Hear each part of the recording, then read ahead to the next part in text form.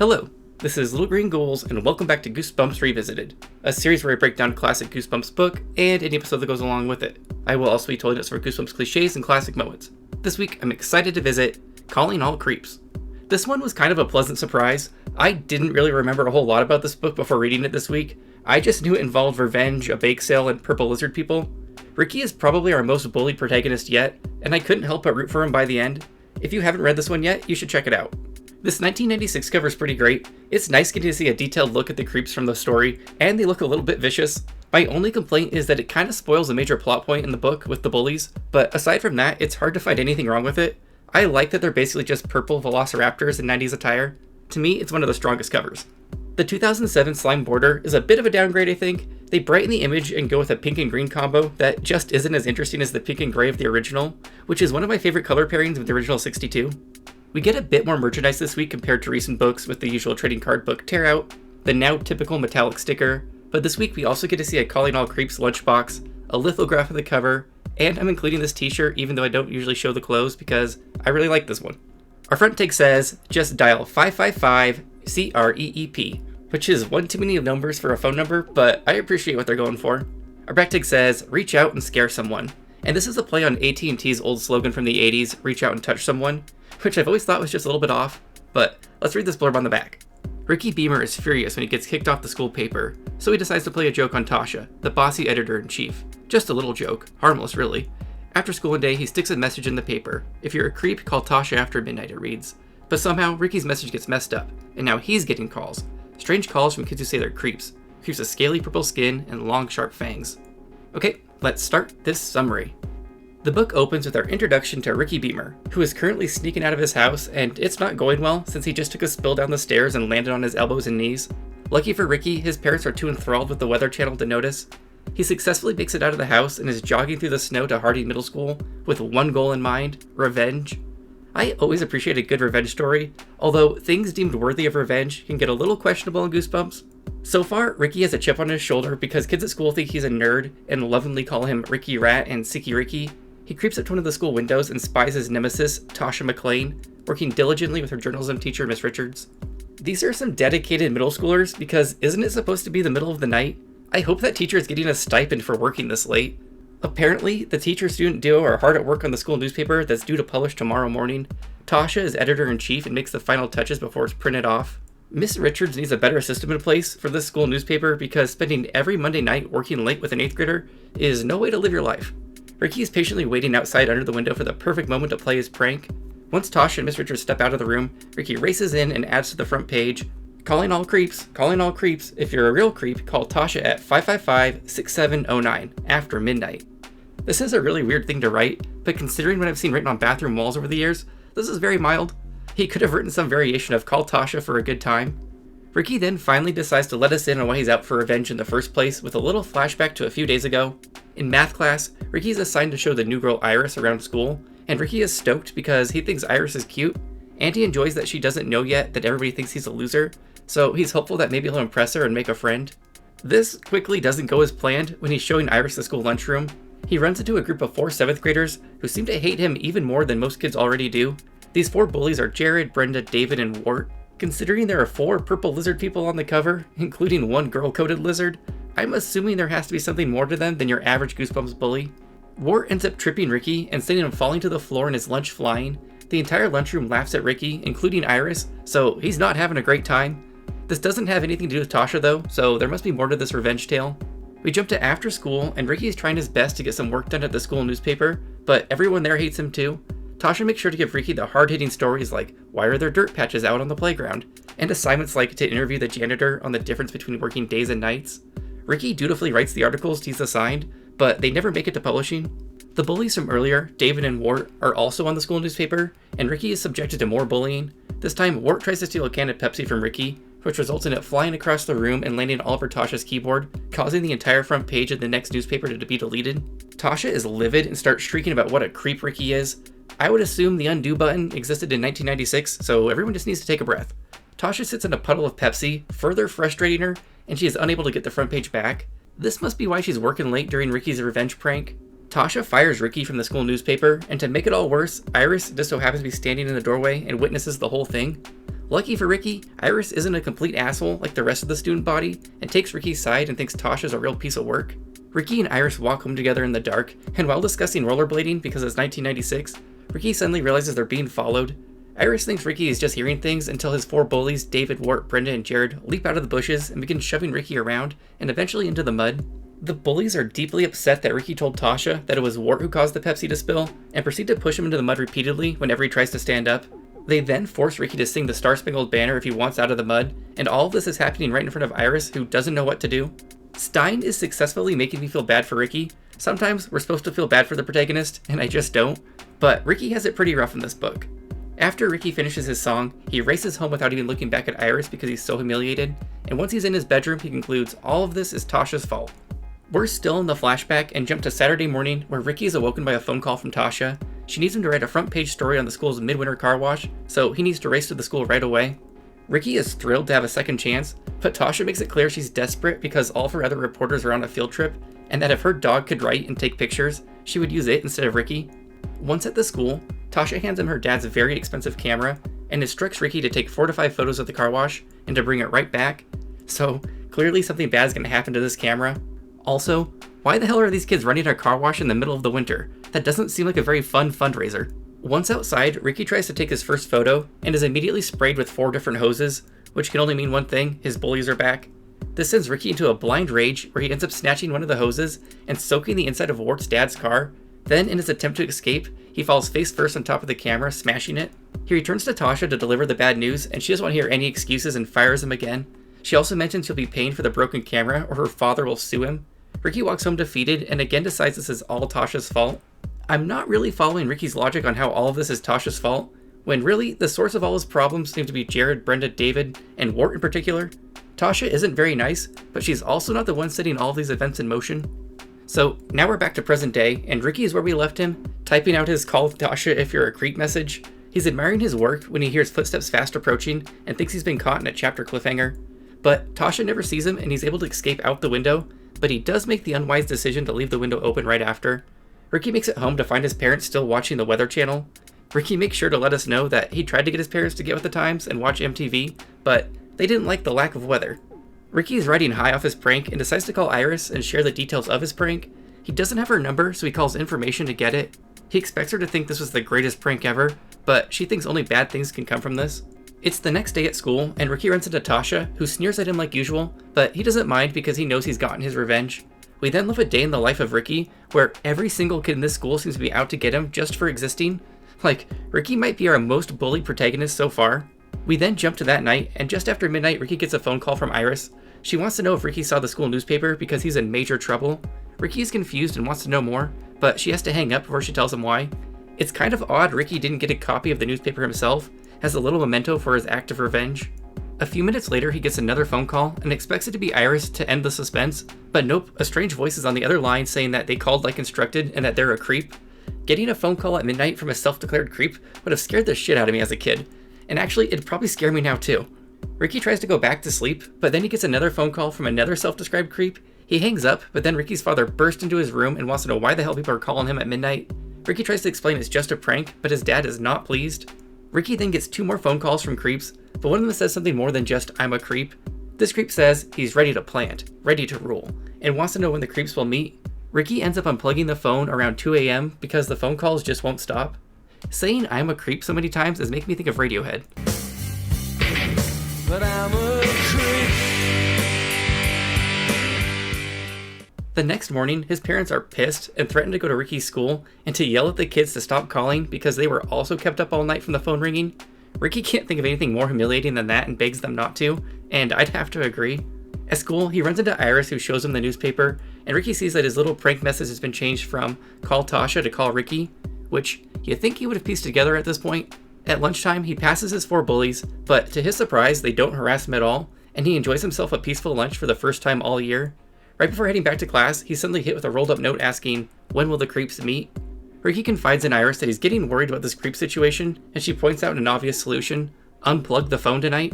Ricky thinks this is a great idea, and never would have thought of it himself, so I want to know why everybody thinks this kid is a nerd with problem-solving skills like this.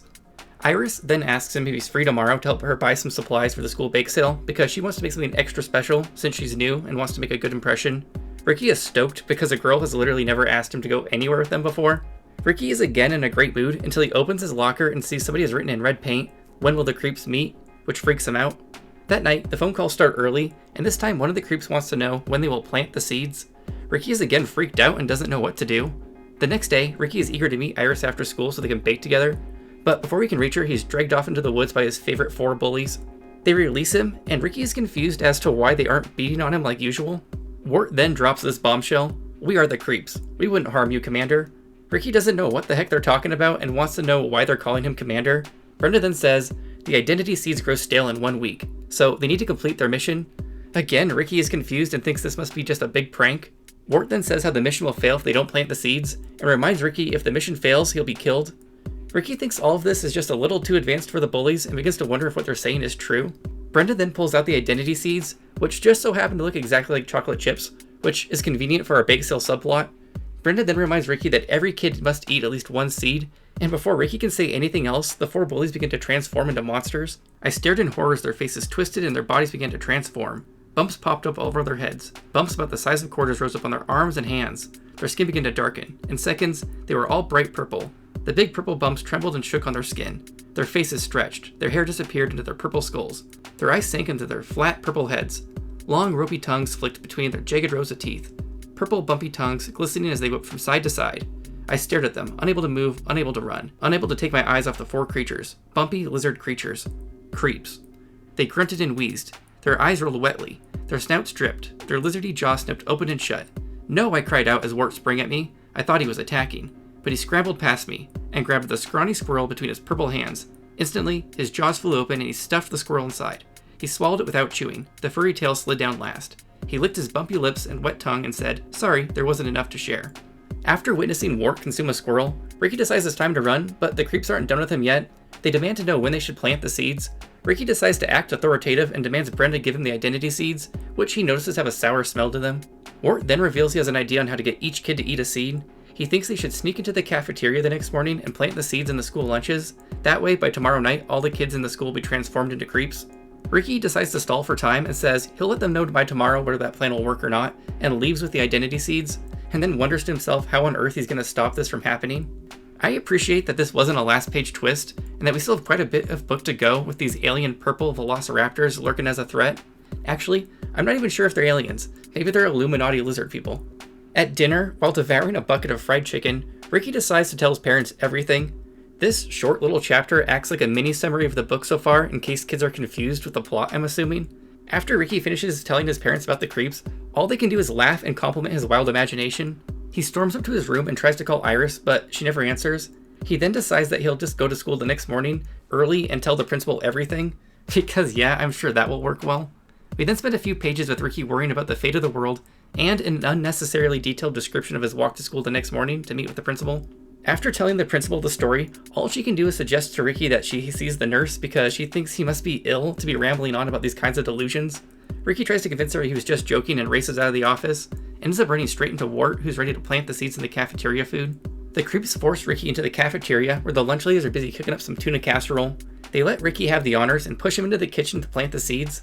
Ricky then has what he thinks is a brilliant idea and proceeds to spill the seeds all over the ground in a fake fall. Brenda appears and is like, "Don't worry, we always carry a spare," and then forces Ricky back into the kitchen. He spots some nasty looking macaroni and decides to add the seeds to it. He dumps the whole bag in and stirs them up. Just when he's about done, he's suddenly caught by one of the lunch ladies. She wants to know what he's doing back there, and he tries whispering to her not to serve the macaroni because it's poisoned. However, she takes this as an insult to her cooking, and then we spend the rest of the chapter with the lunch ladies trying to force Ricky to eat the macaroni before he finally just runs out of the kitchen. Ricky then spends the day waiting for everybody to turn into purple lizard monsters, but it never happens. It then occurs to him that that's because no one in the school eats the macaroni as some sort of unspoken rule because it's so disgusting. The creeps are distraught at their failure, and Ricky's just kind of like, "Oh well, better luck next mission." But of course, Brenda pulls out another bag of seeds. She then suggests they bake them into cookies and hand them out at the school bake sale on Saturday for free. This is clearly a great plan, so Ricky doesn't know how to stop them, so he suggests they plant the remaining seeds in the ground so they can sprout and provide even more seeds. This is not well received by the creeps, and they begin to wonder if Ricky's an imposter for suggesting such a stupid idea. This all culminates in a chapter cliffhanger where the creeps transform back into their true selves and demand Ricky transform too to prove he really is a creep, except this gets interrupted by Iris, who appears on the scene, demanding they all stop because she's the sergeant, and they don't have time for this nonsense, they have cookies to bake. Once in Iris's kitchen, Ricky whispers that he's not a creep, which is kind of a big risk when you think about it because, for all he knows, this new girl at school really could be a creep. Lucky for Ricky, she's not, and she says she watched them drag him to the woods the first time and saw everything. The two kids then conclude they'll just have to bake these cookies and see if they can think of a plan before the bake sale tomorrow. Except once at the bake sale, these kids still really don't have a plan. The creeps decide just to start handing out their cookies, so Ricky races to the podium to warn the crowd. Instead of saying they're like X-Lax cookies or something, he decides to tell the crowd if they eat the cookies, they'll turn into giant purple lizards who eat squirrels. Shockingly, the crowd just laughs and starts chanting Sicky Ricky. His next genius plan is to eat all the cookies before anybody else can, so he races over to the table to start gobbling them down. However, before he can start eating, somebody throws a piece of cake at him and Tasha takes a photo for the school paper. Brenda whispers to Ricky that they need to feed the cookies to these people now so they all can become his slaves. This gives Ricky pause and he says, "My slaves?" 3 times to himself. At this point, I'd be like, whatever, these kids can all get fucked and eat the damn cookies, they deserve them. And it looks like Ricky and I are on the same page because in a final page twist, Ricky's like, "Free cookies for everyone."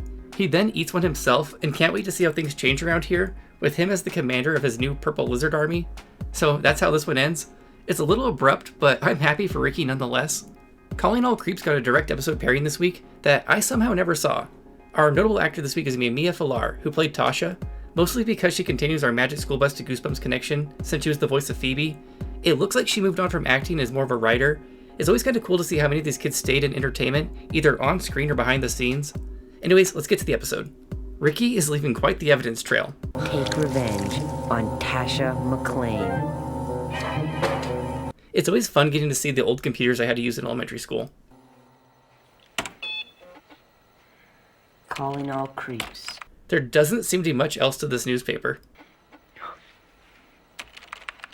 After midnight.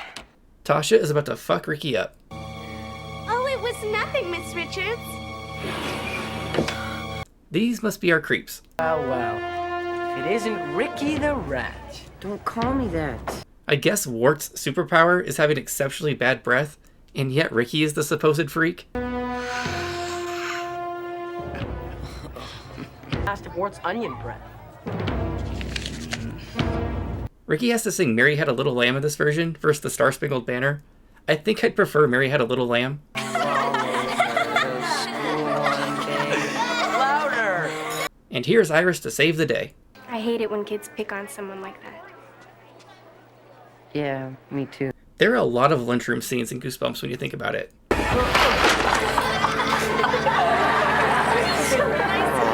Ricky has an awesome phone. Oh. This has Scream vibes to it. Calling as instructed.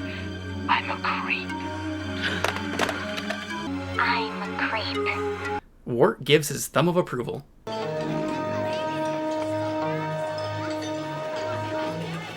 This seems like an excessive amount of paint for a simple sentence. What the?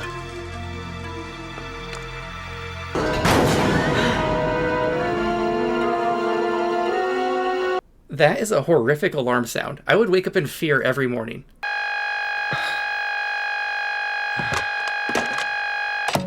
Ricky gets straight up kidnapped in this version. Ah, let me go! Get this off me!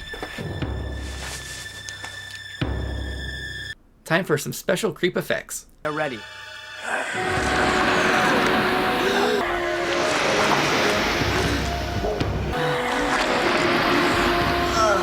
I wonder why they went with yellow lizard people versus purple. The creeps are ready to serve.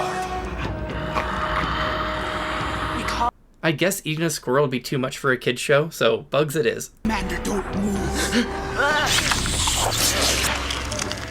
I like the voices they have going on. Seeds in the cafeteria food. It's a good plan. That's some tasty looking tuna. Boy. Hey, tuna surprise. It looks even better with chocolate chips. Yum. Here it goes. Wart is my favorite creep. Creeps rule. I like their little frog tongues. Let's devour him like insects. This is supposed to be a vat of cookie dough. Who can resist a free cookie? Then they'll all turn into creeps. Creeps are the future. Humans are Ricky and Iris really kind of just let these kids eat the cookies without much of a fight. free cookies. Now what do we do? I see we changed his slaves to he'll be the ruler. Once they eat the cookies, you'll be their ruler. Oops, I spoke too soon. Of course, they'll be your slaves. They'll have to do anything you say. Good for you, Ricky. Live your best life. Enjoy the cookies. No! Things are gonna be different around here.